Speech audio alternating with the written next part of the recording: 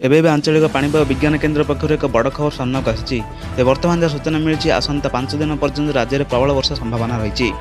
ଏଥିପାଇଁ ଆପଣମାନେ ଭିଡ଼ିଓକୁ ଶେଷ ପର୍ଯ୍ୟନ୍ତ ଦେଖନ୍ତୁ, ଯାହାଦ୍ୱାରା ଆପଣଙ୍କ ଅଞ୍ଚଳରେ ବର୍ଷାର ପରିମାଣ କେଉଁପରି ଭାବରେ ହେବ ତାହାର ସଠିକ୍ ସୂଚନା ପାଇପାରିବେ ଆମ ଚ୍ୟାନେଲ୍ ମାଧ୍ୟମରେ।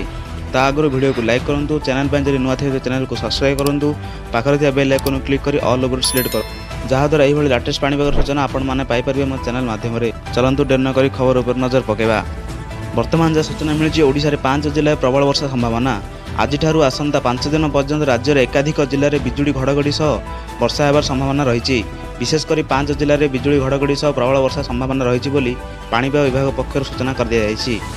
ଗଞ୍ଜାମ, ଗଜପତି, କେନ୍ଦୁଝର, ମୟୂରଭଞ୍ଜ ଏବଂ ସୁନ୍ଦରଗଡ଼ ଜିଲ୍ଲାରେ ଏହାର ସମ୍ଭାବନା ରହିଛି। ଭୁବନେଶ୍ୱର ସ୍ଥିତ ଆଞ୍ଚଳିକ ପାଣିପାଗ ବିଜ୍ଞାନ କେନ୍ଦ୍ର ପକ୍ଷରୁ କୁହାଯାଇଛି, ଯାହାକୁ ନେଇ ଏକ ସତର୍କ ସୂଚନା ମଧ୍ୟ ଜାରି କରାଯାଇଛି। ସେହିପରି ସମ୍ବଲପୁର, ବରଗଡ଼, ଝାରସୁଗୁଡ଼ା, ଦେଓଗଡ଼, ଅନୁଗୁଳ, କଳାହାଣ୍ଡି, କନ୍ଧମାଳ, ଢେଙ୍କାନାଳ ଏବଂ ବାଲେଶ୍ୱର ଜିଲ୍ଲାରେ ମଧ୍ୟ ଘଡ଼ଘଡ଼ି ସହ ବର୍ଷା ହୋଇପାରେ। ଅନ୍ୟପକ୍ଷେ ଆସନ୍ତା 25 ତାରିଖ ବେଳକୁ ଆଉ ଏକ ଘୂର୍ଣ୍ଣିବଳୟ ସୃଷ୍ଟି ହେବା ସମ୍ଭାବନା ରହିଛି।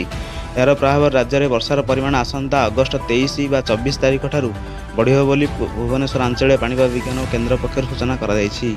ଏମିତି ପାଣିପାଗର ସୂଚନା ପାଇବା ପାଇଁ ଆମ ଚ୍ୟାନେଲ୍ ସହିତ ଯୋଡ଼ି ହୋଇ ରୁହନ୍ତୁ। ବ୍ୟୁରୋ ରିପୋର୍ଟ, ସାବଧାନ ଟିଭି।